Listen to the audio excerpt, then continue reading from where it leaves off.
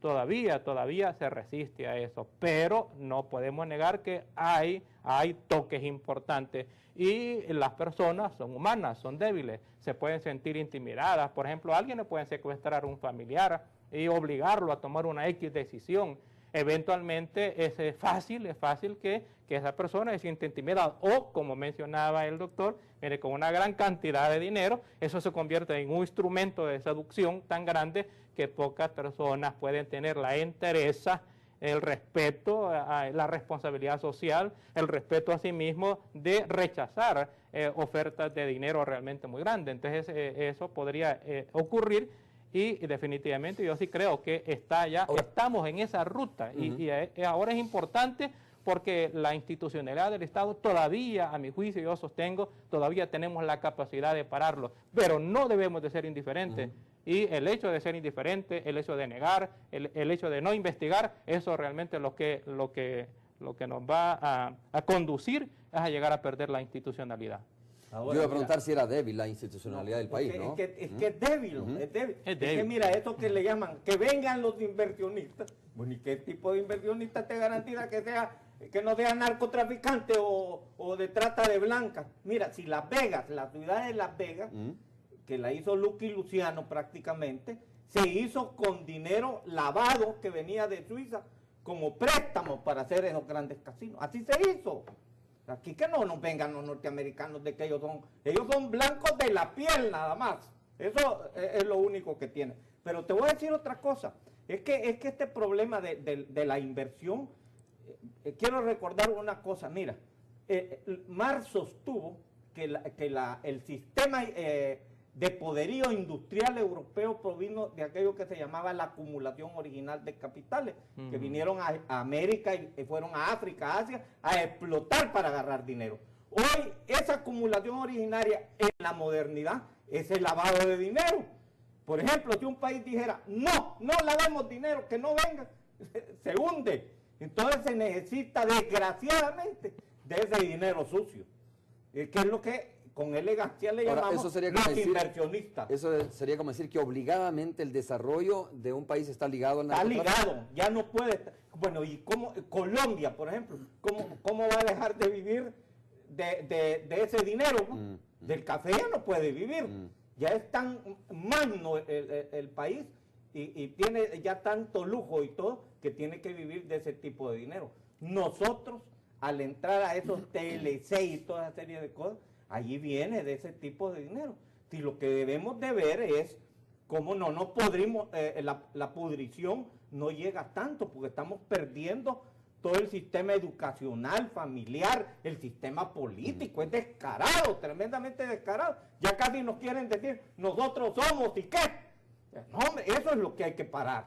O sea, mantener lo bueno que teníamos hasta donde sea posible, pero decir que aquí no hay, de que aquí no es posible, de que vamos a tratar de detenerlo, es imposible, porque viene con otro nombre, igual como dicen, o ya no viene un barco con cañones, hoy entra un tipo con un ataché elegante, bien parecido, a doblegar la voluntad de los políticos.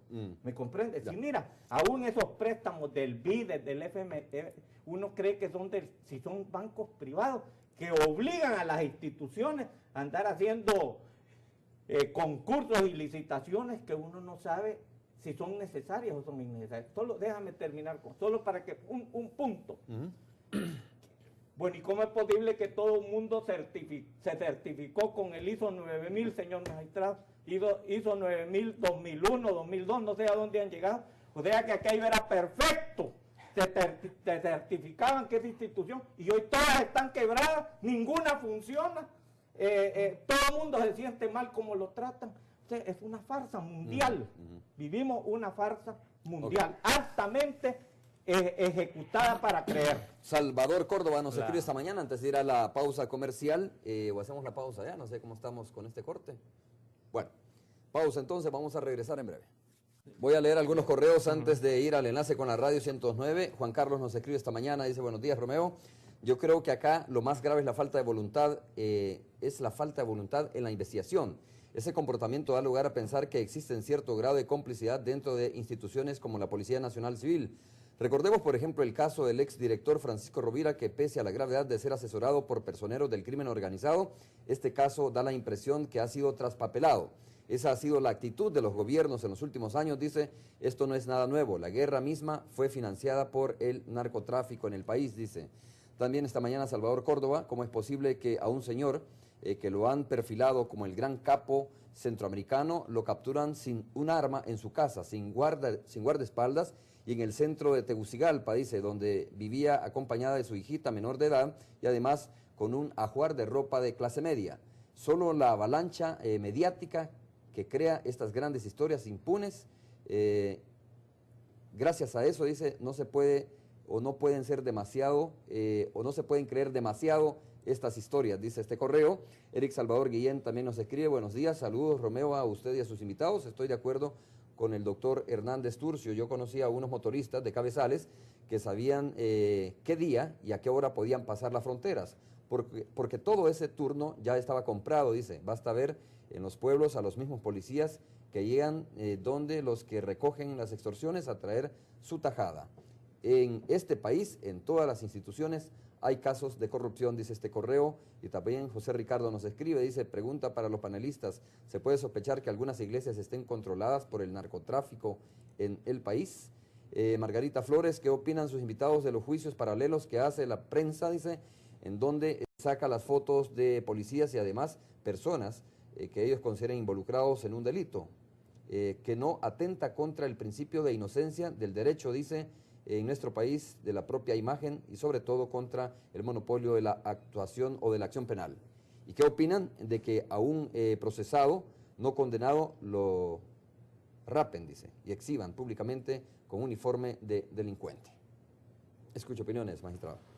Bueno, tal vez quisiera, antes de contestar eso, hacer un breve comentario a lo que mencionaba, que es una parte muy importante del doctor, de la dependencia de los estados de lavado de dinero. Y eso se da, a mi juicio, porque los estados poco a poco hemos ido perdiendo la capacidad productiva real, la capacidad de generación de riqueza real.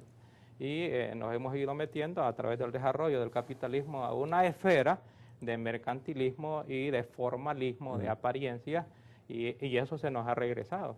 Porque en esa esfera la generación de riquezas fáciles ha sido precisamente la actividad del narcotráfico, pero esa actividad del narcotráfico que genera enormes cantidades de dinero, millones y millones, que sobrepasan incluso hasta la capacidad financiera de algunos estados pobres como nosotros, pues evidentemente, si bien es cierto, genera dinero, pero no genera riqueza real, material, y esa cantidad de dinero a su vez se filtra en los estados que tenemos poca capacidad productiva. Por eso es importante levantar la capacidad productiva real de los estados, y ahí se produce la dependencia de los estados de esas cantidades de dinero de lavado, porque en defecto de capacidad de producción real, pues entonces se sobrevive con estas filtraciones de dinero, de lavado de dinero, que se convierte en una especie de salvavidas, pero al mismo tiempo es un boomerang que a mediano y a largo plazo se regresa contra la misma sociedad, destruyéndola, corrompiéndola, destruyendo las mismas instituciones. Okay. Bueno, alguien preguntaba sobre el tema de las iglesias. Doctor, bueno, muy breve antes de ir al enlace. Bueno, la vez pasada me pareció a mí, es decir, las iglesias, por ejemplo, muchas en Estados Unidos han tenido que ser cerradas, están investigadas, o sea, también andan en esto de lavado de dinero, porque ¿quién controla el diezmo de las personas? Entonces, ahí meten el dinero, eso es un hecho. Por ejemplo, hace poco oí yo, se entrevistó al licenciado Mario Acosta en una iglesia, y entonces el pastor le decía, mire, ¿y qué va a pasar? ¿Qué cree usted que va a pasar si un corrupto, consideran a alguien del actual gobierno corrupto, cree usted que devolviendo algo no lo van a capturar? O por lo menos devolviendo la mitad. Yo me quedé asombrado de la pregunta. Entonces vino el licenciado Mario Acosta, más decente que el pastor que lo estaba entrevistando, y le digo, no, le digo que devuelva todo lo que ha robado y que lo echen preso. Me pareció una posición correcta. Sí.